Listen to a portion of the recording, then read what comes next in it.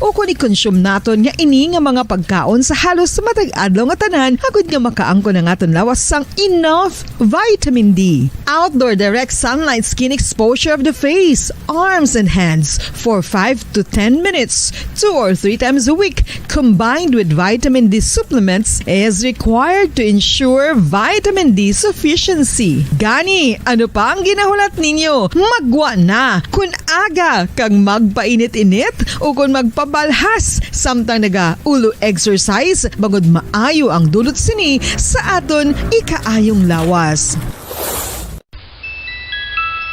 Sa tuman ka kapoy, pag-abot sa balay, kung kaisa nagkakatulugan na lang ang isa ka persona. Apang sa babayi antes magdulog, may mga ritual pa nga dapat himuon ka nga isang paghukas sang makeup.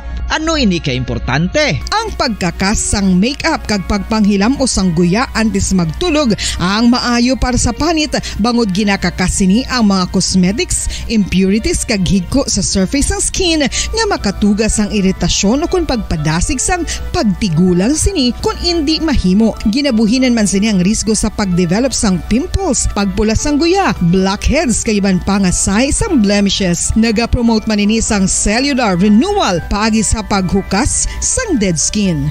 Importante ang paghukas ang makeup bangod ginapahanugutan sini ang panit nga makaginhawa. Ano ang masami nga rason sang pagsakit sang aton tiyan? Ang pagsakit sang aton tiyan, ang bangod sa sahi sa pagkaon nga aton masami ginakaon. Suno sa oncologist nga si Dr. Isaac David Ampil II, ang masami nga pagsakit sang tiyan ang bangod sa hyperacidity. Suno diri, ang pagsaka sang acid ang nagatuga sang pagsakit sang tiyan. Ini ang ginatumod nga sinisikmura o kung stomach ache. Ang usual nga ginatunaan sini amo ang pagkaon sa mga pagkaon nga mataas sa acid content, kaangay sang citrus fruits, kag labaw sa tanan ang spicy food. Ang iban nga sources amo ang alcohol, coffee, kag masami ang pagpagutom. Ang stomach pain ang bangod man kung kaisa sa ulcer kung sa diin ginadigest sang acids ang lining sang stomach. Apang agud masiguro ang gintunaan sang stomach pain, mas maayo nga magpakonsulta sa doktor. FIFA World Cup 2022 Trivia.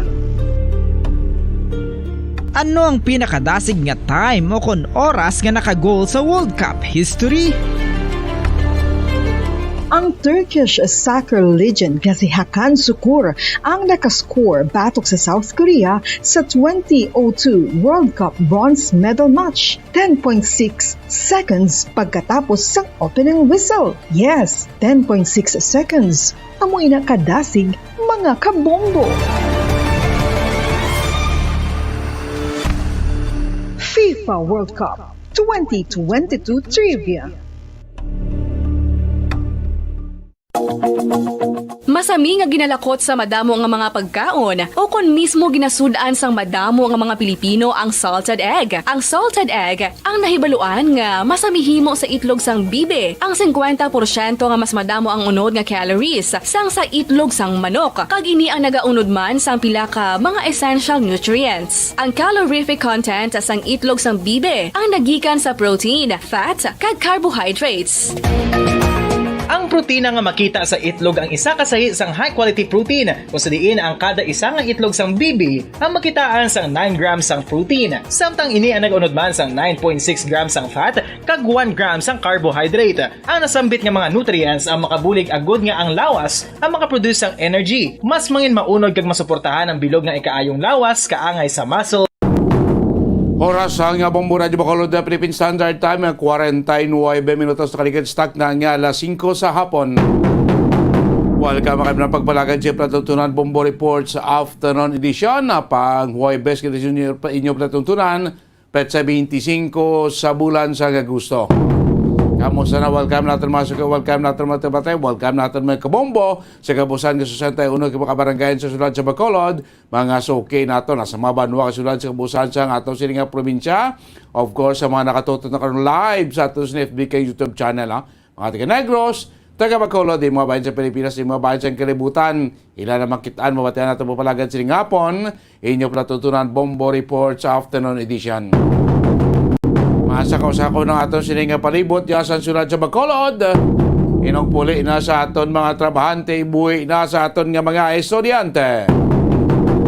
Kaupo Diyos tagsa dari kahapon, Bombo Dennis Rubica. Anong mabalita ang aton kapatamod? Balita aton ni Balon. Sa aton sining mga paunang nga mga balita lokal.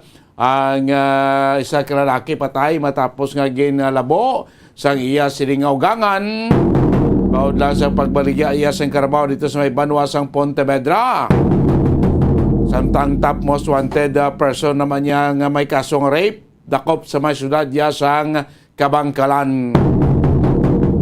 Sa aton balita iya sa palibot sang pungsod, mga nagapaunayang mabalita nasyonal ang proposed 2023 national budget sugdan ng talakayon buwas dito iya sa Kamara. Speaker Romualdez nagpasiguro nga ila sini busisyon ilagid usisaon ang kabuusan sa aton sining 5.2 trillion proposed national budget for next year. Samtang mga DepEd official, agin pisa-pisa sa pagpamangkot sa sina mga senador sa sining kontrobersyal nga pagbakal sa outdated kag tuman kamahal nga laptop para iya sa mga manunudlo. Sa aton sinibalita iya sa luwasang pungsod South Korea, nagaangkon karon sang pinakarubo nga fertility rate sa bug-os siya nga kalibutan. Sa mga balita aton ni may balita aton gabat ang balita ay bolon sining hapon palagad siya natutunan Bombo Report sa afternoon edition. 52 minutos na nakaligad ya stock na nga alas 5 sa hapon na report ni Bombo Cherry Grace Santillan ining tabo nga hacking sa may Banwas ang Pontevedra ang sospetsado diri umagad malang urugangan sang biktima bangod lang sang problema sang baligya sang Carabao na naginaway tob-tob nga nalabuan ning biktima kag way gid magkasalbar napatay ning sambit yang biktima sang pagpanglabot niya sa may Banwasang Pontevedra mga kaibigan. Malantang kaundan sinay kay ma-interview si Bombo Cherry Grace Santillan sa hipes sa Pontevedra Municipal Police Station kay Police Captain Lumandas makabilan sa ila sining latest iban yang investigasyon sinasabit yang hacking incident mga kabinan of course duman sa may Banwa kon syudad sa Kabangkalan ang top 1 wanted dito sa may syudad sa Kabangkalan nga may 2 counts of rape tiklo man dakopan sa mga kapulisan base man niya sa mandamento de arresto kon warrant of arrest nga gin pagwa iya sa korte mga kabinan. So na report ni Bombo Cherry Grace Santillan sa patrol. Bombo Cherry, bayang hapon. Kimin? Mayang hapon, Bombo Dennis. 37 anyos nga lalaki patay sa munisipalidad sa Pontevedra. Gibuno ini siya sang iya nga ugangan, Bombo Dennis. Ang suspitsado, 2 ka bilog, gikilala nga si Ricardo Salme kag Bobby Salme. Mag-amay ni sila, Bombo Dennis. Bali ang gingamit nga pagbuno sa biktima binangon kag kitchen knife, Bombo Dennis. Dead on arrival ini, Bombo Dennis, no? Ang suno kay Police Captain Hansel Lumandas, do bali gisugo nila ang amay kaasawa ni Eric ang biktima nga mabakal Carabao. Gibakal man kaso pagkadason nga inadlaw gibaligya nga wala nagpabalo sa ang amay nga gibaligya na ini, Bombo Dennis. So, nagpalagyo na initan kuntani ang biktima. Ugaling giharangan ini sang iya nga anak nga si Bobby. Kung sa diin, ginpadayon sini sang amay sa paglabo sa biktima kag amo ang pagpalagyo. So, Bombo Dennis, kon ang aton nga ang pahayag ni Police Captain Hansel Lumandas bangot sa insidente. Natapos siya around 10:40 isang aga kahapon sa Barangay San Isidro. Mag-ano sila, magpamilya, away pamilya man to. Ang motibo is may conflict sila duwa. So di inigal na sabo, sir? Sila man lang panimalay, sir? Sa sa dalan along highway sa may San Isidro sa Pontevedra. Ano ko nung aras? Pamilya based sa investigation sang investigator ko, so may ginpadala ang anak sang suspect na pambili pang bakal sang karabaw bla. So ginbakal man ang karabaw galing. Later on ginbaligya to sang tatay niya na hindi kabalo ang anak niya kag ang bana niya. Daw may conflict na sila tapos daw ginpasumon tong tatay tong suspect. Then amo na ang gahapon abang galakat ko no ang victim ginlabos siya sang tatay. Doon rival, gini sir, no? Oo ma'am, kay daw damo siya saksak ba? Damo siya stabwan. So, diin subo ang mga suspect, sir. Baliduan ni sila, sir, no? Okay, ang at large pa ma'am, ang primary nga suspekta ang tatay, pero nadakpan ng iya, siguro may previous pa na nasalitan sila o conflict sila ng duwa. Bali, nagpalagyo, galing isa ka suspektado, sir. Oo, ang nagbuno mismo. Anong gamit na pagbuno, sir? Actually, duwa ko na to, ang bolo kaga kitchen knife ang din gamit ma'am. So, bali, amo na, sir, na ginapangita, subong ang isa ka suspektado. Kaya ang isa ya, diin subong ang isa ka suspektado, sir. Nadakpan ma'am, and Bombo Cherry. So, ang prime suspect amo ni ang amay, ha? Amay sang asawa sang biktima, Bombo Cherry. Yes, Bombo Dennis, no? Kag ang subong ang nadakpan, bayaw sang biktima. Utod sang asawa yang amo na ko sa ara sa kustudiya sa ngaton nga Pontevedra Municipal Police Station. Yes, Bombo Dennis. Sige. Ini ang balita gikan sa patrol. Ako si Bombo Cherry Grace Santillan sa Pambansang Radyo ng Pilipinas. Consistent overall number 1 sa Bacolod. Basta Radio, Bumbo. Damo salamat Bombo Cherry Grace Santillan sa motong investigar sa kapulisan pagi sa pag-interview ni Bombo Cherry Grace Santillan sa kay Police Captain Hansel Mandas no sining insidente sing stabbing stabbing galing kay duha ka mga armas ang na-recover, isa ka bulo binangon kay isa ka kitchen knife na mo nang ginapatihan nga gingamit sa pagbuno sa biktima bangod siyang madamo nga patal nga pilas way gid makakwan way gid masalbar ining nasambit nga biktima. Oras nga Bombo Radio Bacolod Philippine Standard Time 58 minutos na nakalikan na nga las 5 sa hapon. Sambay na kamo Daguyan News Center na magso dalag ko labas ka managapauna nga mga balita nasyonal. Tigay na to ang mga opisyalis ang DepEd, si former DepEd Secretary Leonor Briones, Yusek, gain pisa-pisa sa mga senador to sa pagpumangkot, sining kontrobersyal, nga again bakal, sing DepEd ining outdated, kag mahal nga laptop nga para iya sa mga manunudlo mga kamanan Hindi nakita to do atog-ito gali ang kuano do ang procurement service ito yung DBM do mutong nagakwan cho yang mabakal sing sining kasay sa laptop sa tuman ka mahal nga presyo. Badi ang kwanto ang saka bla from 38,000 naglabot niya sa sobra 50,000 yung presyo sa laptop mo. Overpriced ka tama, outdated pa, hindi pa puslan, tuman ka pa hinay, mag-download ka, maurot mo na sa katasan mo kape, way pa ka-download, mag-download yung mga dokumento. Kapilapagin ka mabalita ng Salamat tayo sa Center sa ating Bombo Network News, makaligad lamang pila ka mga importante nga mga pahanumdom.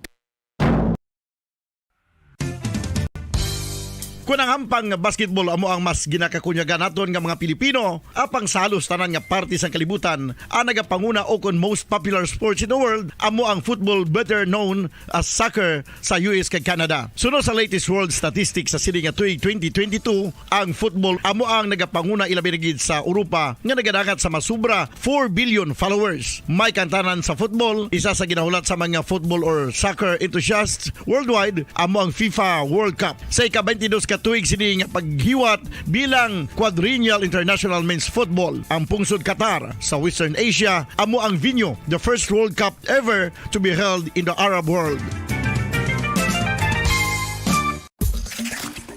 Ang magpainit-init sa silaksang adlaw sa aga ang makadulot sa kayuhan sang aton ikaayong lawas. Suno sa madugay na nga pagtuon sa mga researchers worldwide, kalakip na diri ang American Academic Medical Center nga Mayo Clinic. Ila na pamatudan nga ang sun o kung si Haring Adlaw amugid ang best source sang vitamin D. There's good reason why vitamin D is called the sunshine vitamin. Ang pamangkot, paano ang proseso sa pag-angkon sang aton lawas sang vitamin D? Well, ang process nagasugod sa tion nga exposed ang aton panit sa sunlight dili na kag mahimo ang vitamin D gikan sa cholesterol sa aton lawas. Ang ultraviolet o kun UVB rays nga yara sa silak sang adlaw magaigo ini sa cholesterol sa aton skin cells, providing the energy for vitamin D synthesis to occur.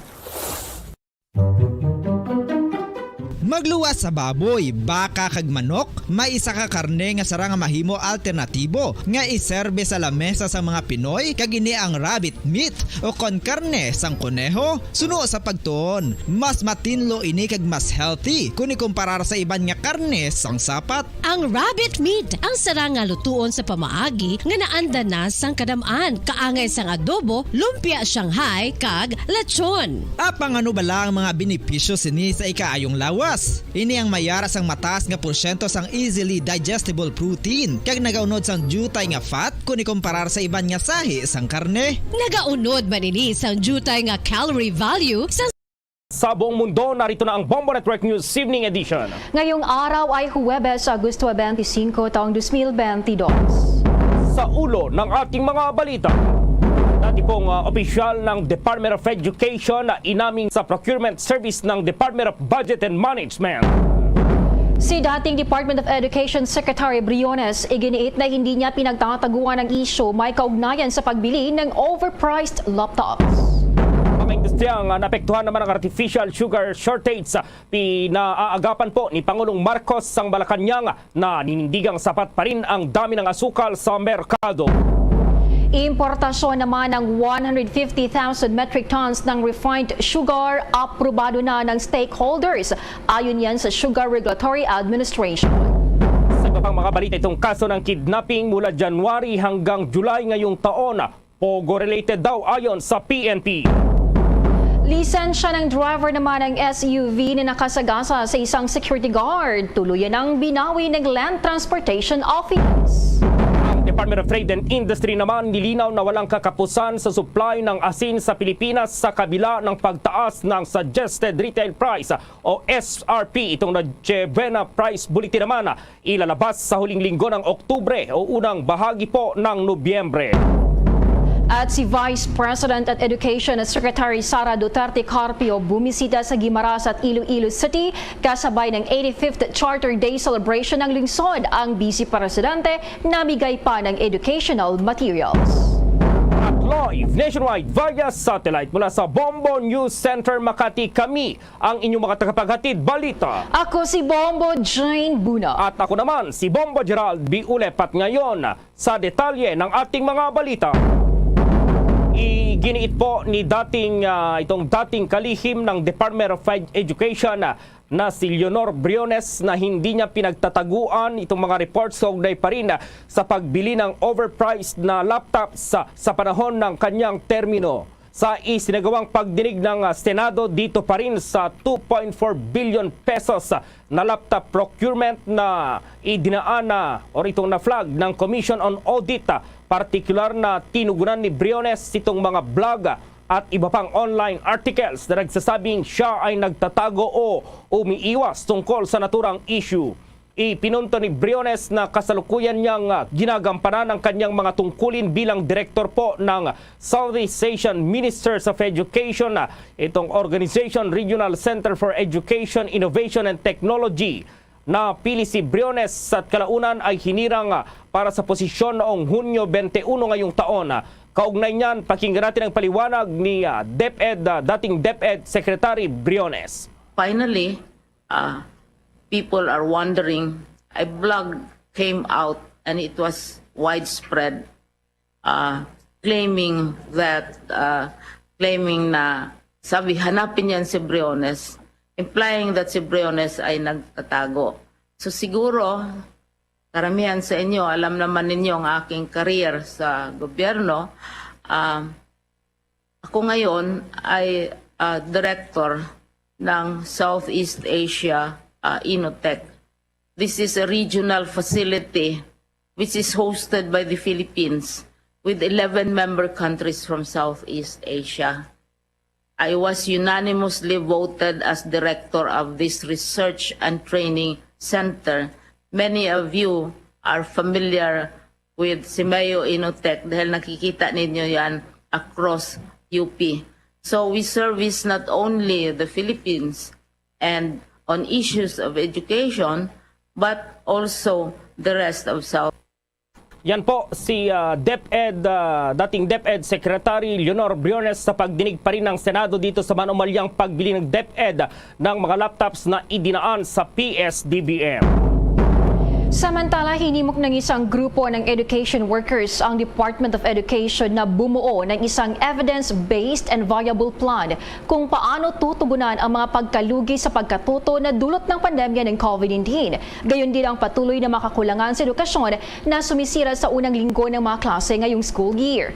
Inihayag ni Alliance of Concerned Teachers Chairperson Vladimir Kitwa na matapos ang 2 taon na distance learning, ang mga mag-aaral sa lahat ng antas ng basic education ay pinayagan sa wakas na mag-face-to-face classes sa kanilang mga paralan. Ang kakulangan ng in-person classes ay malaki ang naiambag sa learning crisis. Kaya dapat simulan ng DepEd ang pagtuon sa pagbawi ng edukasyon dahil pinapayagan nito ang mga paralan na ipagpatuloy ang face-to-face learning. Anya, kailangan magkaroon ng mga konkretong target kung paano mapupunan ang mga kakulangan sa edukasyon.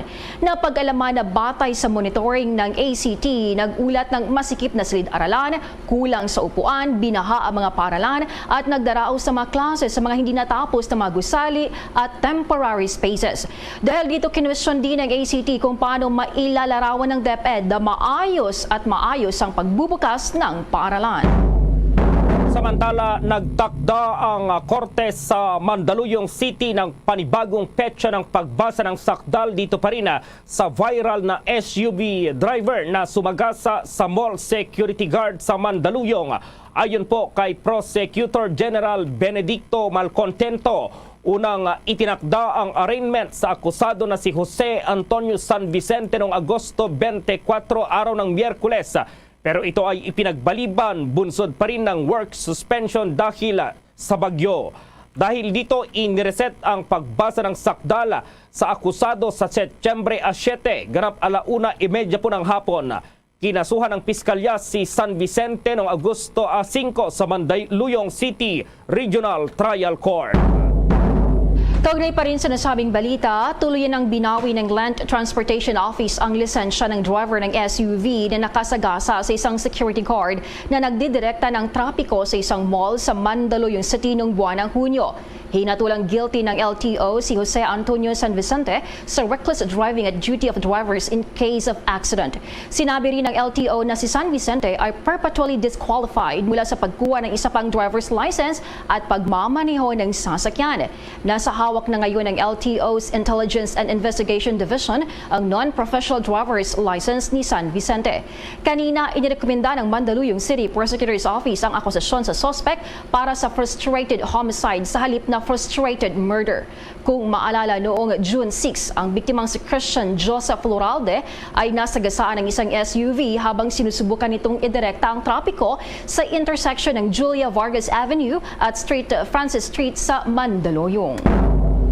Balikan natin itong naging pagdinig ng Senado sa manumalyang pagbili ng Department of Education ng mga laptop na gagamitin dito sa distance learning at yung official daw, dating official ng DepEd ay meron siyang pag-amin sa naging kasunduan nila sa PSDBM. At ma-report si Bomo Marlene Padiernos. Inamin ngayon ng dating opisyal ng Department of Education na mayroong malaking pagkakamali sa naging kasunduan ng DepEd at Department of Budget and Management Procurement Service. Ito ay matapos na questionin ni Blue Ribbon Committee Chairman Senator Francis Tolentino ang pagkakasali ng Food and Drug Administration at Department of Health sa mga dokumentong inilahad ng kagawaran hinggil sa kanilang pagbili ng mga laptop para sa mga guro. Bakit po nakasali dito ang Food and Drug Administration? Bakit nakasali po ang Department of Health? Ang pinag-uusapan natin, laptop. Hindi po ito PPE. Hindi po ito medical devices. Hindi po ito medicine. Nakalagay po sa contract. Tapos sinite pa ho sa succeeding articles referring to Section 1 again. And Section 1 refers to that FDA. Bakit po sa laptop nakasama? Hindi ho kaya meron dikahong kontrata na pinalta na lang yung kung medicine, ginawang laptop? Bakit po nakasama ang FDA? FDA is not part of this procurement process. Laptop po ito para sa DepEd. Biglang, tingnan niyo po, basahin niyo.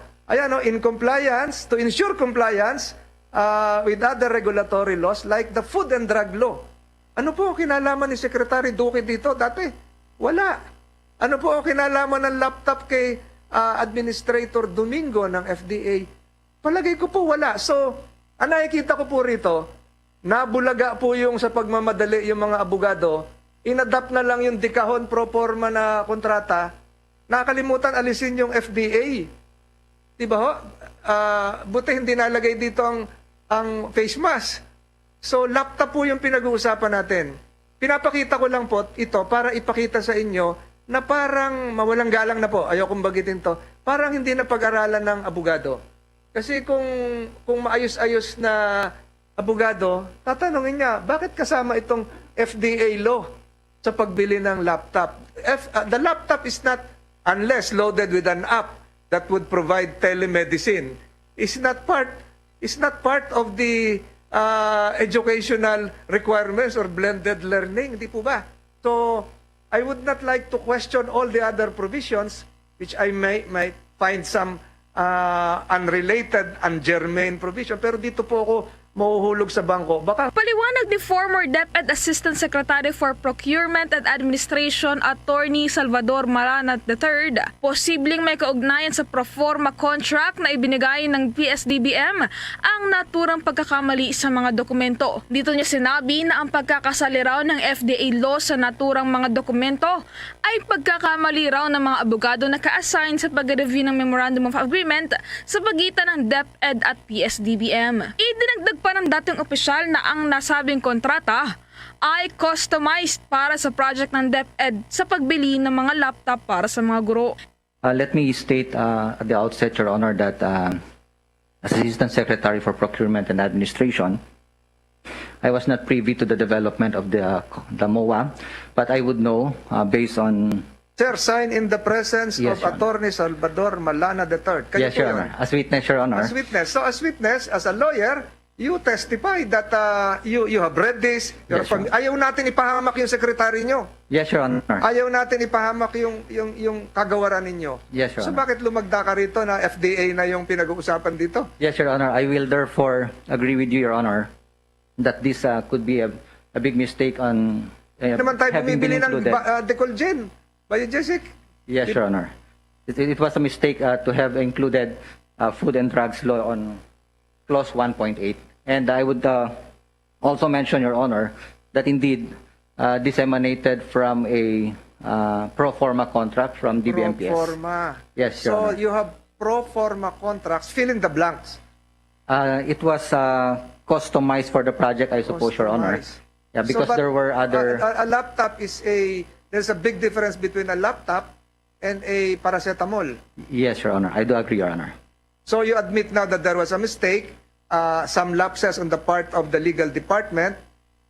Isn't this just a tip of the iceberg? Baka may mga iba pang legal mistakes. I would admit, Your Honor, that there were mistakes, not on the part of the legal department, Your Honor, but the lawyers who were involved in the crafting of the document. But I do take a responsibility for having signed as a witness.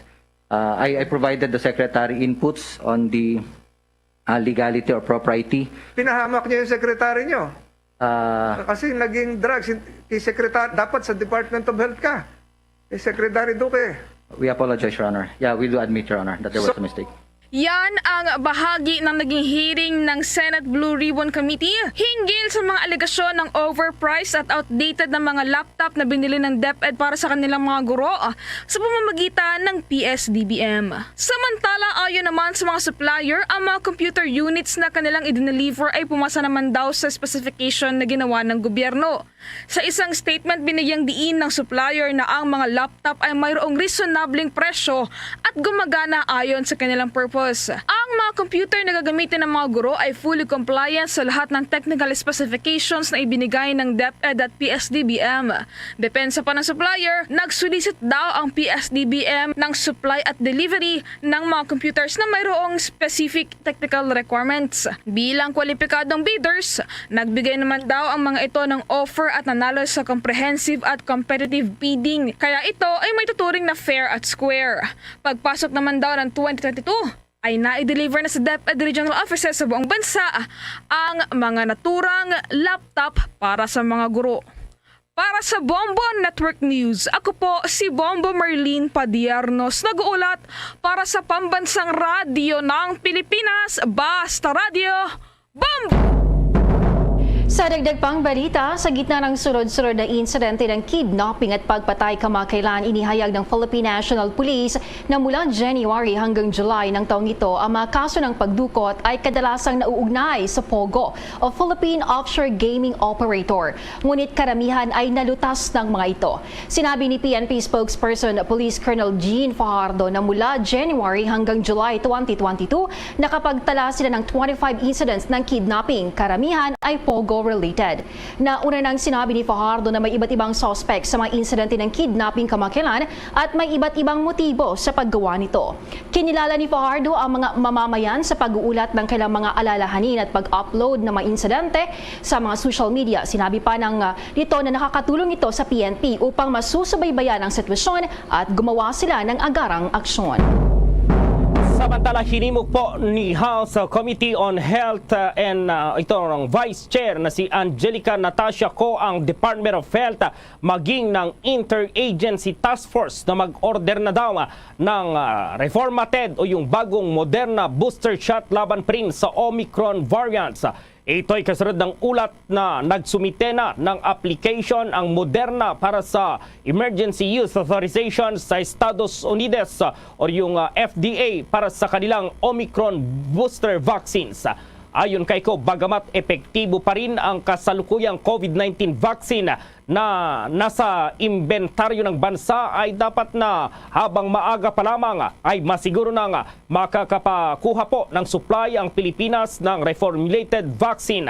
Umaasa rin ng BHW Party List na aprubahan ng ating Food and Drug Administration ito pa rin provisional o full certificate of product registration para pa rin sa COVID-19 vaccine ng Moderna at Pfizer. Iminungkahi rin niko na imbes na palawigin ang state of calamity at maglabas ng bagong executive order kaugnay ng estado ng public health emergency upang matiyak na magtutuloy-tuloy ang efficiency at effectivity ng EUA ng COVID-19 vaccines hanggang hindi pa nakakapaglabas ng CPR itong FDA para rito. Inatasan naman ng Philippine National Police ang lahat ng police commander na magsagawa ng orientation briefing sa mga paaralan. Ito ay bilang bahagi pa rin ng kailang panawagan sa publiko na mag-ingat sa gitna ng kaliwat kanang napapaulat na mga kaso ng kidnapping at pagpatay na kumakalat ngayon. Sa pagharap sa ni PNP Chief Police General Rodolfo Azorin Jr., sinabi niya na naglabas na siya ng direktiba sa mga police commander na magsagawa ng briefing at information drive sa mga paaralan upang mabigyan ng babala ang mga magulang, mag-aaral at maging ang mga guro upang magbigay ng babala hinggil sa mga lumalalang krimen ngayon sa paligid. Isa na rito ang pagbibigay ng warning sa mga lugar na dapat iwasan at gayon din ang mga bagay na kanilang dapat na gawin bilang pag-iingat. Pinayuhan din niya mga estudyante na huwag basta-bastang sumama sa mga hindi kakilala at ang pag-take note din sa plate number ng kanilang sasakyang pampublikong transportasyon at saka nila ito i-text sa kanilang mga magulang. Samantala, bukod dito ay tiniyak naman ng PNP Chief na paiigtingin pa nila ang police visibility sa mga delikadong lugar at maging sa mga malalapit na paralan. Narito, pakinggan natin si PNP Chief Police General Rodolfo Azurin Jr. Kung mapapansin po natin, I directed all our police commanders to give an orientation briefing po sa mga different schools so that yung pong mga parents, yung mga estudyante, yung mga teachers will be forewarned kung ano po yung mga areas na dapat po nilang ay iwasan. So ang reminder lang naman po natin ay sa mga estudyante po, wag po silang basta sasama sa kahit kani-kanino na mga ano nila, na mga tao na hindi po nila kilala. And at the same time po, kung sila man po ay sasakay po sa mga pampublikong transportasyon, they should take note po anong klaseng sasakyan, anong plate number, and i-text po nila yung kanilang mga magulang, mga kamag-anak, so that they would know na pauwi na po yung kanilang mga anak. And at the same time, kailangan po ay yung ating kapulisan din naman, pag-igtingin po nila ang police visibility doon po sa mga different areas kung saan po malapit ang mga school campuses, kung saan po medyo makikita po natin na crime-prone. Inyo napakinggan si PNP Chief Police General Rodolfo Azurin Jr. Abangan mamaya itong mga industriyang naapektuhan ng artificial sugar shortage sa pinaagapan na po ni Pangulong Marcos ang Malacanang naman nanindigang sapat pa rin ang dami ng asukal sa merkado. Ang detalye ng mga balitang yan, abangan. DG SB, give the SB combo quiz a try. Large coffee in plastic donut. 99. Still premium donut and large coffee. Hot or rice. Oh, large coffee and Bonwich. 140. Just Dunkin' yan had a rice choco. 120. Chokin. Premium and classic munchkins for 120. The SB combo quiz a try. See posters and print ads for details. Promo runs from August 19, 2022 to December 31, 2022. The DTI Fair Trade Permit number FTEB 147309 series of 2022. At ngayon, sa pagpapatuloy ng iba pang pangunahing mga balita. Plano ng Philippine National Police na i-orient ang magulang o itong mga guardian, lalo na ang gumagamit ng kanilang mga anak para sa online sexual exploitation laban sa mga panganib ng pagsasanay at sa mga kasong kaharapin ng mga ito. Sinabi po ni PNP spokesperson Police Colonel Jean Fajardo na ang persa ng isang itong pulisya ay bahagi ng Interagency Task Force na magsasagawa ng mga operasyon laban pa rin sa mga child pornography perpetrators at ang sangkot sa child trafficking. Hindi lang ang PNP ang tutugon niyan dahil may kinalaman din ito sa kanilang kabuhayan at kung paano iiwasan ng mga magulang mismo ang paggamit ng kanilang mga anak. Dapat din umano silang turuan na maharap sila sa mga kaso kung gagamitin nila ang menor de edad sa naturang iligal na aktibidad. Nauna nang sinabi po ni PNP Chief Police General Rodolfo Azurin Jr. na gagawin nila ang lahat para masugpo ang online child exploitation dito sa bansa. Anya mula Enero hanggang Agosto ngayong taon or 2021, nung nakaraang taon may kabuang 43 na operasyon ang isinagawa at 25 kaso ang naisampa. Sa parehong panahon para sa 2022, 29 naman ang operasyon na isinagawa at 20 itong kaso nang naisampa. Samantala, mga industriyang naapektuhan ng artificial sugar shortage, pinaagapan daw ni Pangulong Ferdinand Bongbong Marcos Jr. at ang Malacanang muling nanindigang sapat pa rin itong dami ng asukal sa merkado. At may report si Bombo Dennis Hamito. Nagbigay na ng direktiba ang Pangulong Ferdinand Bongbong Marcos Jr. sa mga tanggapan, mga kalihim ng iba't ibang ahensya ng gobyerno na lalayan itong mga apektado ng artificial shortage ng asukal sapagkat artificial, wala naman kasi talagang shortage sa Bombo Gerald, kundi ito'y gawa-gawa lamang ng ilang mga negosyante na kinukundi na nga ng Malacanang dahil dito sa kanilang hoarding at ganun din yung smuggling na ginagawa para makaiwas dito sa pagbabayad sa buwis. At kaugnay nito, may mga tagubilin nga ang Pangulo kay Executive Secretary Vic Rodriguez upang matiyak na hindi babagsak yung industriya ng mga pangunahing naapektuhan nitong sunod-sunod na sinasabing pagbabago sa presyo ng mga asukal at yan ay bunga ng manipulasyon ng ilang mga negosyante. Narito pa ang bahagi ng mga pahayag ni Executive Secretary Victor Rodriguez. And it was manifested by His Excellency President Marcos that it is his desire that we ensure sufficient supply and make their plants run in full capacity. Because during the meeting, we were told, Your Honors, that some of them, their plants are running only in its 40% capacity.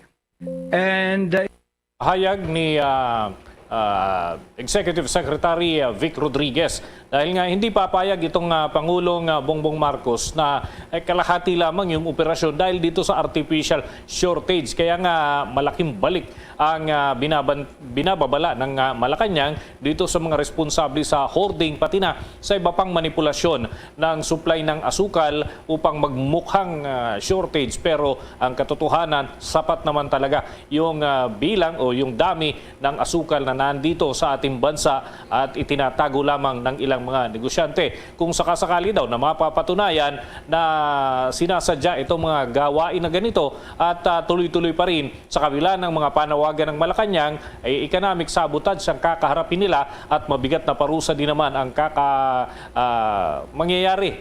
May pagkakabilanggo kasi pagka ganitong mga kaso kabigat, Bombo Gerald. Ano yung action dahil nga ito yung may mga apektado ng industriya dahil dito sa sinasabing kakulangan pero wala naman talaga pero apektado na, Bombo Dennis. Ano yung unang gagawin dito ng Malacanang dahil may mga kumpanya nang nagsara dahil pa rin dito nga sa wala na silang magamit na asukal, Bombo Dennis? Oo, ang sinasabi ng Pangulo ay tiyakin na hindi babagsak itong industriya na mga unti-unti naapektuhan. Kahit papaano kasi, Bombo Gerald, pagka sapat man ang supply pero may mga nagmamanipula ng paglalabas nitong asukal, kahit papaano talagang naapektuhan yung iba at umaaray talaga sila dito sa pangangailangan nila. Hindi agad nakakarating dahil nga itinatago ng iba, Bombo Gerald. So, yan yung tagubilin. Pero yung mismong detalye kung papaano i-address itong sitwasyon, yan naman ay pinagkatiwala ng Pangulo dito sa mga bagong opisyal ng Sugar Regulatory Administration. Kung matatandaan mo, sila ay nanumpa na at may mga mandato na sa kanilang mga bagong tungkulin. So ito ngayon, ang hamon ng Pangulong Bongbong Marcos, gawin nila ang kanilang tungkulin at gawin ito ng mabilis o sa lalong madaling panahon para hindi na lumawak pa yung apektado ng manipulasyon at mistulang kakulangan nga ng supply ng asukal na sa katotohanan nandyan naman talaga. Sapat naman kung bibilangin o susumahin yung mga nakaimbak sa iba't ibang mga bodega. Ito man ay pribado, pero kung pribado man pero hindi inilalabas, mukhang may pananagutan pa rin sa batas, sa Bombo Gerald, dahil may epekto ito sa ikot ng yung sa loob, supply and demand, ika nga, Bombo Gerald. Kaya yan yung inaagapan. Kaya tini-inspeksyon ang mga bodega. Hindi naman karakaraka, illegal na agad, pero ang panawagan nga ng Malacanang, huwag itago. Huwag itago yung supply at dapat gumana ito sa merkado at magamit yung sapat na pangangailangan itong mga kumpanya at lalo na syempre sa mga household, Bombo Gerald. Oo, Bon Dennis, dahil malapit na rin itong milling season nga. So kapag itong mga iniipit na mga asukal na yan, dahil sapat naman at may milling season ngayon dito sa ating bansa, ay bababa pa kaya itong presyo ng asukal dahil nga hiniling ng Pangulong Marcos na ibaba sa 70 pesos, Bombo Dennis? Well, ang tendency, go signal na yan, Bombo Gerald, na ang sumunod na sa trend ng mas mababang halaga, ano? Dahil yan, actually may mga nag-umpisa na ng kanilang pag-produce ng asukal, Bombo Gerald. Hindi na hihintayin pa yung Setyembre at Oktubre, pwede naman kasing agahan ng iba, ano? At yan ay bilang tugon nga doon sa panawagan ng Malacanang na ngayon pa lang pwede nang umpisahan ng ibang mga millers yung kanilang proseso para hindi na hintayin pa yung sinasabing baka season na kung hanggang kailan aabot yung ating supply. So hindi na kinakailangan hintayin pa yan kung capable naman sila na makapag-produce na ng asukal as early as now. Mas mainam at pinasasalamatan na sila ng advance ng Palasyo Malacanang. Okay, Bombo Dennis.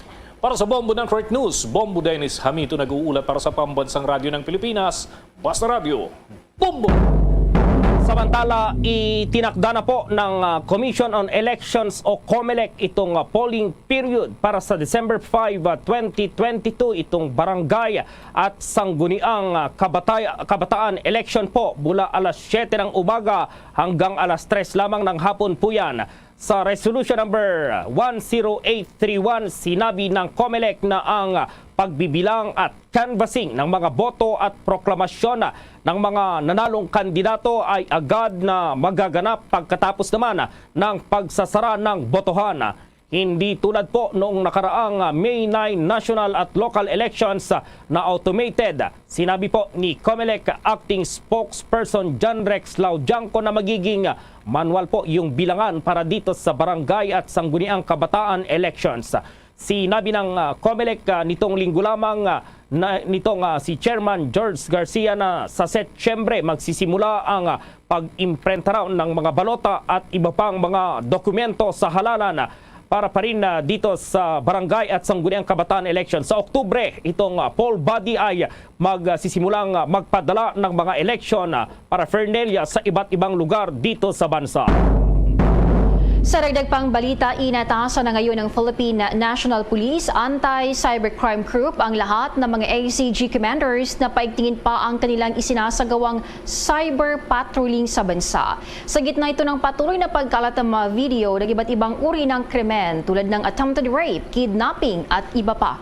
Ayon kay PNP ACG Acting Director Police Brigadier General Joel Doria, bukod sa pagpapaigting ng cyber patrolling ay layunin din ng direktibang ito na i-validate ang lahat ng mga video na kumakalat ngayon. Batay kasi sa mga nauna ng validation ng ahensya, lumalabas sa karamihan sa mga videos na ito ay nangyayari ilang taon na nakakalipas at naresolba na rin ng PNP. May ilang individual kasi na nag-recycle anya ng mga video na ito upang makakuha pa ng mas maraming followers o di kaya'y palabasin na unstable ang ating pamahalaan. Ito ang dahilan kung bakit ipinag-utos ngayon ng opisyal sa kanyang mga nasasakupan ang pagpapaigting pa ng cyber patrolling upang matiyak na ma-take down na ang mga peke at malisyusong videos na nagdudulot ito ng kalituan sa taong bayan. Samantala po, kinuha bilang senior legal advisors ng Department of Energy o itong DOE para sa bagong nabuong Department of Energy Law and Energy Panel ang mga retiradong Chief Justice na sina Reynato Puno at Artemio Panganiban. Ayon po kay Energy Secretary Rafael Lotilla, hindi uupo sa pampublikong tungkulin sina Puno at Panganiban, ngunit sa halip ay magsisilbing pribadong mamamayan. Ikinalulugod din niyang ipahayag na sina retired Chief Justice Panganiban at retired Chief Justice Puno ay sumang-ayon na magbigay sa departamento ng kanilang gabay at payo. ang bagong panel ay magbibigay ng kanilang legal na kadalubhasan sa mga issue tulad na lamang po ng dayuhang pagmamay-ari o itong foreign ownership sa renewable energy, ang Malampaya gas field, gayon din itong soberanya at mga cross-border na kontrata para sa exploration bukod sa iba pa. Sinabi niya na ang malinaw na mga patakaran ng gobyerno ay maaring makaakit ng mas maraming namumuhunan upang palakasin ang mapagkukunan ng langis at gas dito sa bansa. Kabilang po sa mga unang agenda ng panel ang pagrepaso sa pagbebenta ng term of conditions ng Prime Infra Acquisition Malampaya Operator shares ni Enrique Razon mula kay Dennis Uy. Inaasang ilalabas ang isang desisyon na bago naman matapos ang taon. Naiinip at hindi na raw makatiis ang ilang mga healthcare workers na hindi pa rin nakakatanggap ng nilang one COVID allowance. Ayon kay Karen Faurilio, Pangulo ng All UP Workers Union Manila, sa Philippine General Hospital, nasa 4,000 health workers pa sa PGH ang hindi nakatatanggap ng kanilang COVID allowance. Sinabi ni Faurilio, ang allowance daw na ito ay mula pa noong buwan ng Abril. Pero sa kabila nito, hinihintay pa rin daw nila na may patupad ang tinatawag na Health Emergency Allowance na nagsimula pa noong July. Sinabi ni Faurilio na ipasa na ng hospital sa pamahalaan ang lahat ng requirements na hinihingi ng Department of Health. Nanawagan ang kailang grupo sa ating pamahalaan na kagyat na pagbibigay ng kanilang benepisyo. Sinabi naman ng Department of Health kamakailan na nakikipag-ugnayan ito sa Budget Department upang mailabas na ang pinakabagong tranche ng benepisyo para sa health workers. Naibaba na sa mga hospital at health centers ang mga benepisyo para sa buwan ng January hanggang Marso. Dagdag pa yan ng Department of Health. Samantala, ano na kaya itong update dito sa non-contact apprehension policy ng ating pamahalaan dito sa iba't ibang lungsod dito pa rin sa Metro Manila? Nasa linya si Bombo Annalise Soberano. Tiniyak ng Land Transportation Office na mayroon na silang ginagawang hakbang ngayon patungkol sa kontrobersyal na Non-Contact Apprehension Policy o NCAP sa isinagawang pagdinig ng House Committee on Transportation sa pangunguna ni Representative Romeo Acop. Kinumpirma ni LTO Chief Attorney Teofilo Guadis III sa mga mambabatas na kasalukuyang nagsasagawa ng pulong ang LTO at ang 5 local government units na nagpapatupad ng No Contact Apprehension Policy. Sa nasabing briefing, natanong ni One Rider Party List Representative Raj Gutierrez kung ano na ang ginagawa ng kagawaran para tugunan ang reklamo at issue kaugnay sa NCAP. Ayon kay Guadis, layo ng pulong na maplansya ang gusot sa pagpapatupad ng NCAP tulad na lamang ng halaga kung sino ba ang dapat pagmultahin. Bahagi rin ng rekomendasyon ng LTO Technical Working Group ang pagkakaroon ng module kung saan para sa mga public utility vehicle kung saan ang multa para sa violation ay ipapataw sa driver ng PUV at hindi sa operator ngunit sa mababang halaga. Katunayan, minumungkahi ng LTO na i-harmonize ng mga LGU ang kanilang panuntunan sa NCAP sa panuntunan din ng MMDA kung saan higit na mas mababa ang multa kumpara sa fines na ipinapataw ngayon ng LGUs. Paglilinaw naman ni Transportation Assistant Secretary Steve Pastor, hindi polisiya ng LTO ang NCAP, bagkus ay ipinapatupad lamang ang ordinansa ng mga lokal na pamahalaan. Ito ang dahilan kung bakit kusa nang bumuo ng Technical Working Group ang LTO kasama ang mga LGU para ayusin ang nasabing issue. Pakinggan natin ang pahayag ni LTO Chief Attorney Teofilo Guadis. LTO IT system. I would like also to inform the body that in the tagging, the role of the LTO is only to tag. The violation is determined by the LGU. All the amounts paid are given to the LGU. We are not even the collecting arm. We just tag in there so that when the person fails to pay the violation, we will not at the onset register the motor vehicle, but only after he has paid the corresponding fee. As of this time, our inclination is that even if it has already been tagged, but the summons has not been served yet on the motor vehicle owner, we will allow registration, we will allow renewal of the license. We will only tag after the due process has been given. Initially po, yan ho muna ang ginagawa namin, but we will also be appealing to the LGUs to reduce the penalty. Probably i-harmonize po nila with MMDA. I understand MMDA has been doing this and the penalties are substantially lower. The penalties being exacted by the LGUs are much, much higher. Perhaps if we can harmonize this, there would be lesser complaints. I understand MMDA has been doing this and they haven't received any complaint yet for the last 3 or 4 years. Perhaps we should pattern it after the MMDA. Yun po ang Samantala, nilinaw naman ni Attorney Guadis na updated na sa ngayon ang license plate para sa mga four-wheel vehicle at ginagawa rin na rin ng paraan ngayon ng LTO ang backlog sa mga license plate o plaka sa mga motorsiklo. Batay sa COA report na ang backlog sa production ng license plate as of 2020 ay nasa 8.12 million na at nabatid sa ulat na ang ahensya ay nangangailangan ng 11 million license plate para lamang sa mga motorsiklo. Aminado naman si Guadis na isa sa tinututukan ng ahensya ngayon ay ang backlog. Sa ngayon, ang LTO ay nagpe-purchase na ng mga dagdag na materials para sa production ng mga license plate. Nagpatupad na rin ang LTO ng 24-hour shift sa kanilang Quezon City plate stamping facility para ma-deliver ang long overdue na 10 million plate number backlog na naiwan ng nagdaang dalawang administrasyon. Kabilang sa naging tugon ng LTO para mapabilis ang kanilang trabaho ay ang pagdagdag din ng kanilang manpower. Muli si Attorney Chofilo Guadis. On the four-wheel vehicle, sir, I'm proud to say na updated na po kami, which again I said, if you buy your plate, I mean your motor vehicle, provided the dealer submits the required documents, you get your plate within 5 to 7 days. Or ang problema po is yung mga motorsiklo po, the two-wheeled vehicles po.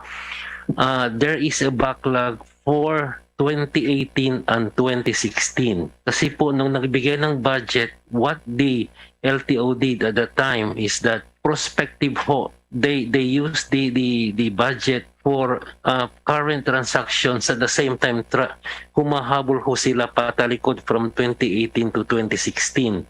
Along the way, sir, they're still trying to cope up with this, and in my dialogue with the LTO staff yesterday, they committed to me that within a year and a half, kaya po nilang punuan to, yung backlog na po to. We have, sir, we're using 8 machines as of this time, and the target is first quarter of 2023, we will be able to cope up with this backlog. Yan si LTO Chief Attorney Chofilo Guadis sa naging pagdinig kanina ng House Committee on Transportation dito sa Kamara. Bombo Anali Montaño Soberano nag-uulat para sa Pambansang Radyo ng Pilipinas. Basta Radio, Bombo!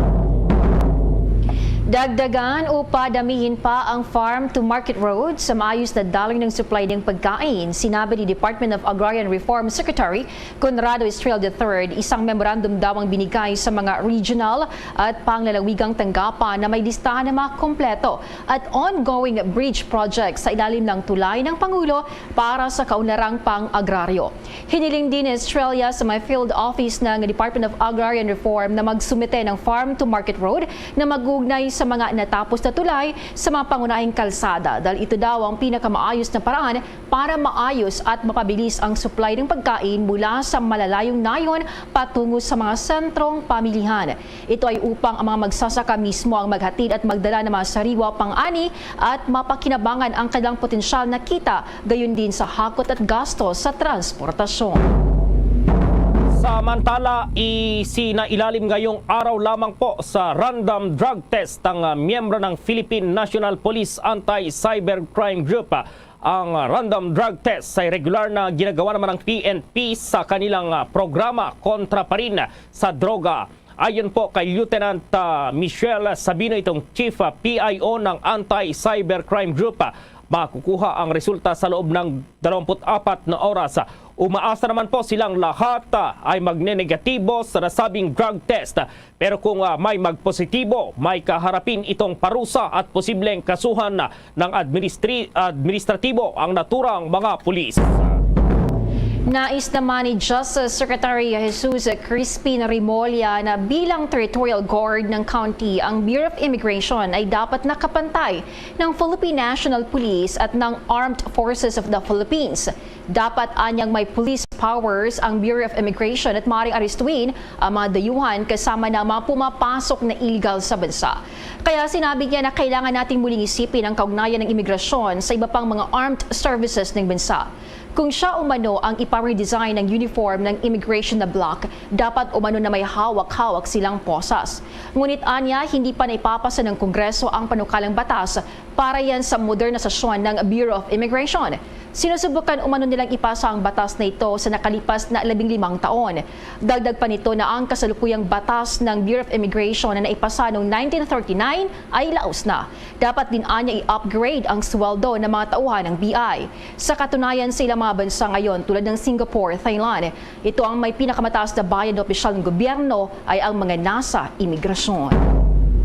Samantala, pinuri po ni Presidential Advisor on Peace, Reconciliation and Unity, Secretary Carlito Galvez Jr. si Department of Social Welfare and Development o DSWD Secretary Erwin Tulfo dahil pa rin sa mabilis nitong pag-aproba sa inisyal na pondo para matulungan itong mga dating rebelde para ma-reintegrate ang kanilang mga sarili dito pa rin sa pamahalaan. Ayon kay Galvez, ang naturang pondo ay invaluable. Partikular na po itong paglikha ng mga trabaho at iba pang socio-economic opportunities para sa mga dating rebelde na nagdesisyong magbalik loob sa pamahalaan at isuko po yung kanilang armas. Una rito, ipinangako nga ni Tulfo ang initial 287.95 million pesos mula sa DSWD para sa pagpapatupad ng sustainable livelihood, itong modified shelter assistance maging ng cash for work programs. Ito ay para sa mga dating rebelde at kanilang mga pamilya. Ang close collaboration naman daw ng Office of the Presidential Advisor on Peace, Reconciliation and Unity o itong OPAPRO at DSWD ay bilang tugon sa direktiba ni Pangulong Ferdinand Bongbong Marcos Jr. sa mga miyembro ng kanilang gabinete po na dapat ay walang mapag-iiwanan sa peace and development process. Sa ilalim ng banner ng Marcos Administration na Unity, patuloy daw na itong pagpapalakas ngayon ng OPAPRO sa efforts na masustain ang gain ng process nitong sa pagitan ng national government at ilang Moro fronts maging ang ilang dating revolutionary groups.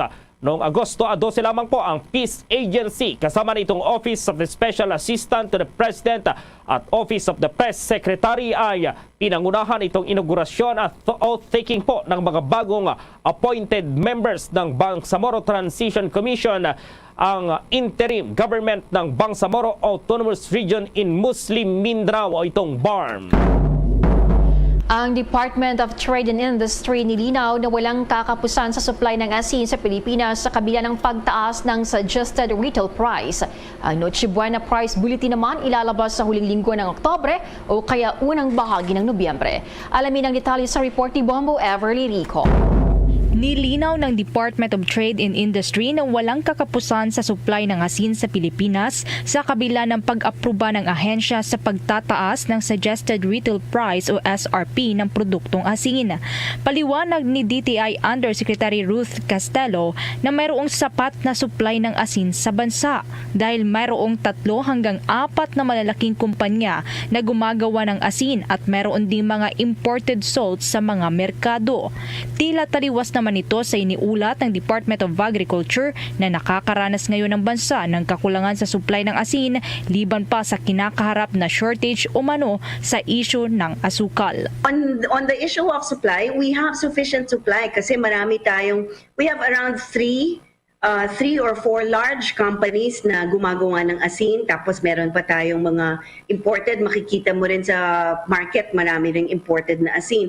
So hindi po tayo makukulangan ng supply. Ipinaliwanag din ni Undersecretary Castelo ang naging pag-aproba ng DTI sa aumento sa suggested retail price ng ilang locally manufactured na asin. Anya, ilang taon na rin kasing hindi humihirit ng taas sa presyo ang mga manufacturers ng asin makalipas ang 4 hanggang 6 na taon, kung kaya't kailangan na anyang magtaas at ito ay hindi din dahil may kakulangan sa supply ng asin. Sa inilabas kasi na bulletin ng DTI noong August 12, inaprubahan ang umentong 21 pesos and 75 centavos para sa 500 grams na iodized rock salt at 23 pesos naman sa kada kilo. Sa iodized salt naman, ang suggested retail price para sa 100 gram pack ay nasa 4 pesos and 50 centavos. Para naman sa 250 grams, nasa 9 pesos hanggang 11 pesos and 75 centavos ang aumento sa SRP. Sa 500 grams na iodized salt naman, nasa 16 pesos hanggang 21 pesos and 25 centavos. At para naman sa 1 kilogram, nasa 29 pesos ang aumento sa presyo. Doon sa latest bulletin natin, yung August 12, 2022 na suggested retail price bulletin, meron talaga tayong mga inalaw na pagtaas ng presyo ng asin. Kaya lang, kailangan rin maintindihan natin, itong mga manufacturers nito sobrang tagal na hindi nagtataas ng presyo. Parang umabot na ng 4, 5, 6 years bago sila nag-request ulit. So, sa computations natin, talaga namang dapat lang na itaas natin ang presyo. Ang pagtaas ng presyo ng mga ilan na locally manufactured ay dahilan lang po sa kailangan na talaga nilang magtaas over the years. Ngayon lang po ulit sila nagtataas. Hindi po dahil sa shortage natin ng asin. Samantala, pagdating naman sa isyu ng asukal, may ilang mga maliliit na retailers ang nagpahayag ng interes na magbenta ng white refined sugar sa presyong 70 pesos kada kilo. Kapareho naman ito ng commitments ng mga malalaking supermarkets. Batay sa latest na data noong August 24 mula sa Department of Agriculture, ang presyohan ng asukal sa Metro Manila ay pumapatak na sa 95 pesos kada kilo para yan sa refined sugar at 75 pesos naman para sa wash sugar at 70 pesos para sa brown sugar. They are most welcome to join us kung kaya nila na makapagbenta rin ng 70 pesos per kilo na white refined sugar. Pero kasi wala namang benepisyo ito or tulong na binibigay ang government dun sa 3 retail chains na nabanggit. Yung 70 pesos, it's part of parang corporate social responsibility na din nila. Nag-agree sila sa presidente na makapagbenta ng 70 pesos per kilo. So yung maliliit na supermarkets, kung okay sa kanila, they can signify their intention para maisali rin natin dun sa programa and we can also help promote them. Samantala, nakatakda namang maglabas ng Noche Buena Price Bulletin ang Department of Trade and Industry sa huling linggo ng buwan ng Oktubre o mas maaga sa buwan ng Nobyembre. Payo naman ng DTI na habang maaga pa lamang ay mamili na ng mga Christmas products na hindi madaling mag-expire ngayong hindi pa gumagalaw ang mga presyo. Para sa Bombo Network News, Bombo Everly ko nag-uulat para sa Pambansang Radyo ng Pilipinas. Basta Radyo, Bombo! That news was brought to you by Dunkin', pasalubong ng bayan. Nakipagpulong po si Singaporean Ambassador Gerard Ho Wei Hong Hong kay Migrant Workers Secretary Susan Toots Ople sa tanggapan ng ahensya sa Mandaluyong. Ngayong araw po yan. Tinalakay sa pagpupulong nito ang pagpapalakas ng mutual cooperation para pa rin sa karapatan at kapakanan ng overseas Filipino workers o OFWs doon po sa Singapore.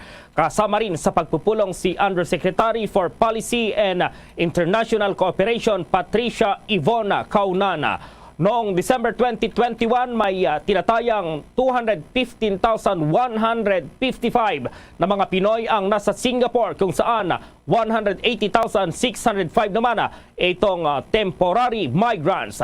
nasa 93,333 o 55% ng mga manggagawa rito ay binubuo ng professionals at highly skilled workers, habang nasa 81,272 o 45% naman ay mga domestic workers. Nilinaw ni Transportation Undersecretary for Road Transport and Infrastructure Marky Steven Pastor na hindi nakatanggap ng alokasyon sa 2023 budget ng ahensyang pagpapatuloy ng programa ng Department of Transportation na magbigay ng libreng sakay sa mga commuter sa susunod na taon at magbigay ng insentibo sa mga driver at operator ng public utility vehicle. Anya, humiling ang ahensya ng 12 billion pesos para sa service contracting program para sa taong 2023. Sa ilalim ng National Expenditure Program, ang DOTR ay may panukalang budget na 171.1 billion pesos para sa susunod na taon. Mas mataas ng 120.4% mula sa 75.8 billion pesos noong 2022. Ang Service Contracting o Libreng Sakay Program ay inisyatiba ng DOTR at ng Land Transportation Franchising and Regulatory Board na inilunsad noong huling bahagi ng 2020 sa ilalim ng Republic Act No. 11494 o ang Bayanihan to Recover as One Act para matulungan ang mga commuter at mga sektor sa pampublikong sasakyan na apektado ng pandemya. Sa ilalim ng Service Contracting Program, ang mga operator at driver ng PUV na lumahok sa libreng ridership program ng gobyerno ay makakatanggap ng payout at lingguang bayad batayan sa bilang ng mga kilometrong binibiyahe kada linggo, may pasahero man sila o wala. Ipinagpatuloy ng DOTR ang pagpapatupad ng programa noong 2021 at 2022. Nauna nang inaprubahan ng Department of Budget and Management ng Special Allotment or Release Order o SARO at ang Notice of Cash Allocation na nagkakalaga ito ng 1.4 billion pesos na sasakupin ang karagdagang pondo na kailangan para yan sa pinalawig na libreng sakay program mula September 1 hanggang December 31, 2022. Samantala, kaugnay ng balitang yan, inihihirit ngayon ng Department of Transportation sa mababang kapulungan na tulungan silang mapondohan itong Service Contracting Program o itong libreng sakay para sa susunod na taon. Sa pulong po, kasama itong House Committee on Transportation, sinabi ni Transportation Undersecretary Steve Pastor na humiling sila ng 12 billion pesos para sa libreng sakay program. Ngunit hindi ito na isama po sa 2023 National Expenditure Program. Suportado naman nina ACT Teachers PL Representative Franz Castro at Dumper PTDA PL Representative Claudine Bautista ang apela ng DOTR. Ngayong taon, karagdagang 1.4 billion pesos sang nailabas ng DBM sa DOTR upang maipagpatuloy ang libreng sakay program hanggang sa katapusan po yan ng taon. Mga kabombo, mga ka-Star Nation, ilang araw bago ang National Heroes Day, marami sa mga bayani ng Pilipinas ang nakalimutan na o hindi kilala. Isa na rito si Pascual H. Poblete. Si Poblete ay isang writer at feminist at siyang nag-translate sa mga libro ni Dr. Jose Rizal at Nolimi Tangere patungo sa Tagalog language. Siya rin ang sumulat ng play na may titulong Amor Patria at naging editor pa ng El Resumen na kumikwestiyon ito sa mga karahasan ng mga Espanyol. Yan si Pascual H. Poblete, pagbibigay-pugay ng Bombo Radio Philippines sa mga bayani kaugnay sa nalalapit na araw ng mga bayani. Samantala naman, importasyon ng 150,000 metric tons ng refined sugar aprobado na ng stakeholder. Ayon yan sa Sugar Regulatory Administration. May detalye ang Bombo Radio Bacolod.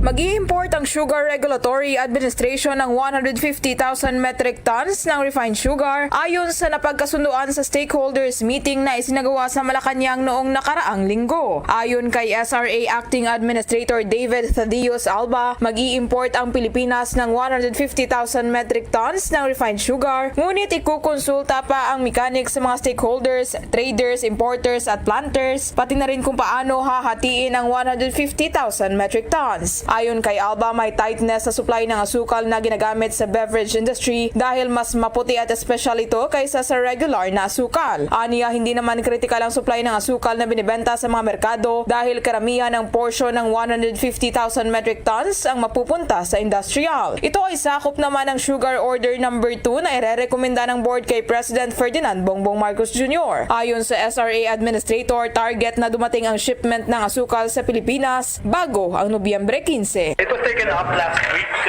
during the stakeholders meeting in Malacanang together with the President, and the agreed number is 150,000 metric tons of refined. The mechanics is still to be consulted with all the stakeholders, traders, the importers, butlers, and Para sa Bombo Network News, ito si Bombo Jairi de los Reyes para sa Pamansang Radyo ng Pilipinas, consistent overall number 1 sa Bacolod. Basta Radyo, Bombo! Si Vice President Education Secretary Sara Duterte Carpia bumisita po sa Guimaras at Iloilo City kasabay po yan ng 85th Charter Day celebration ng Iloilo City at mayroon daw ibinigay itong si Vice President doon po sa Iloilo. May report ang Bombo Radio Iloilo. Bumisita sa Guimaras at Iloilo si Vice President at Department of Education o DepEd Secretary Sara Duterte Carpio.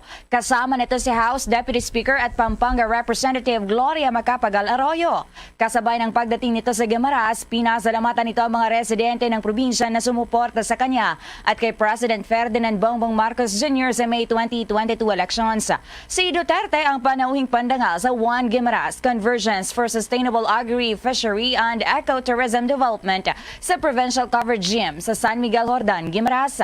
Nanguna rin ang Vice Presidente sa pamimigay ng educational materials sa mga mag-aaral. Binisita rin ito ang Public Library sa Iloilo City at may isinagawang storytelling kasama ang 30 mga kabataan. Pinasalamatan nito ang Iloilo City Government at librarians sa imbitasyon at nagpahayag rin ng open invitation sa Taga City Library na magbisita sa library sa Davao City. Ang magpapabago ng buhay ninyo ay yung determinasyon ninyo na magtagumpay at yung determinasyon ninyo at sipag ninyo na mag-aral.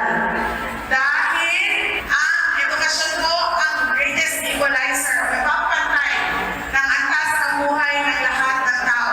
Si Vice President at DepEd Secretary Sara Duterte Carpio. Para sa Bombo Network News, ito si Bombo G. Zaparias. Para sa Pambansa Radio ng Pilipinas, consistent overall number 1 sa Iloilo, Basta Radio.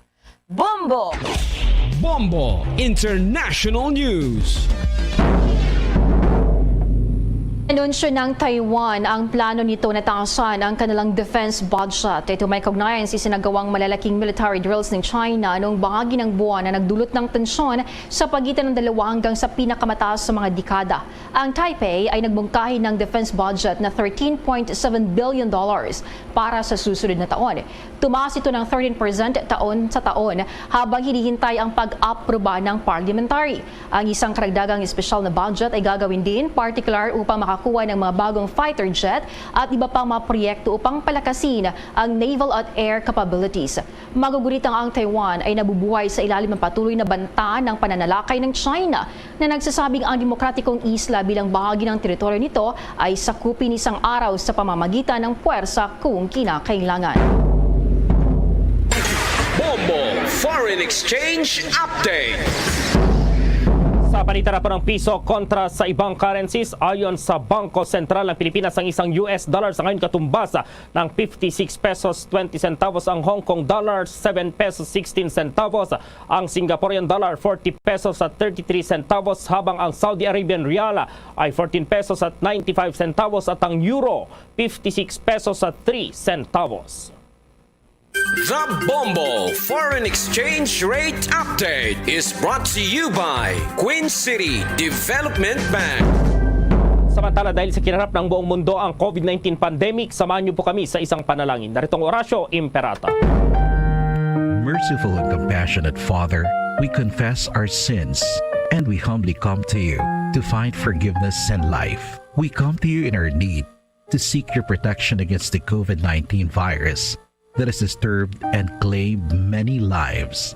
We ask you now to look upon us with love and by your healing hand, dispel the fear of sickness and death, restore our hope, and strengthen our faith. We pray that you guide the people tasked to find cures for this disease and to stem its transmission. Bless the efforts to use the medicines developed to end the pandemic in our country. We pray for our health workers that they may minister to the sick with competence and compassion. Grant them health in mind and body. strength in their commitment, protection from the disease. We pray for those afflicted. May they be restored to health. Protect those who care for them. Grant eternal rest to those who have died. Give us the grace in these trying times to work for the good of all and to help those in need. May our concern and compassion for each other see us through this crisis and lead us to conversion and holiness. Grant all these through our Lord Jesus Christ, your Son, who lives and reigns with you in the unity of the Holy Spirit, God, forever and ever. Amen. We fly to your protection. O Holy Mother of God, do not despise our petition in our necessities, but deliver us always from all dangers. O glorious and blessed Virgin. Amen. Our Lady, health of the sick, pray for us. Saint Joseph, pray for us. Saint Raphael the Archangel, pray for us. San Roque, pray for us. San Lorenzo Ruiz, pray for us. San Pedro Calungsod, pray for us. Luzon, Visayas at Mindanao maging sa buong mundo yan ang kabuuan ng Bombo Network News Evening Edition. At live nationwide via satellite mula sa Bombo News Center Makati, kami ang inyong mga kasamang naghatid ng mga balita. Ako si Bombo Jane Buna. At ako naman si Bombo Gerald B. Ulet para sa Pambansang Radyo ng Pilipinas, Basta Radio Bombo! Adamogid nga salamat sa Bombo News Center, oras sa Bombo Radio Bacolod, Philippine Standard Time, 5 minutos sa kaligid sa taklang alas 7 sa gabi. Ay gabi sa Radsang Bacolod, Negros Occidental, Western Visayas, Bilog nga kalibutan, nag-apply ng palatuntunan, zona libre. Maron niya daw sang Huwebes, Petsa 25 sa bulan sa Agosto 2022. Ikapat kag tapusan nga daw sang Huwebes sa sining ikapat nga semana sa ikawalo nga bulan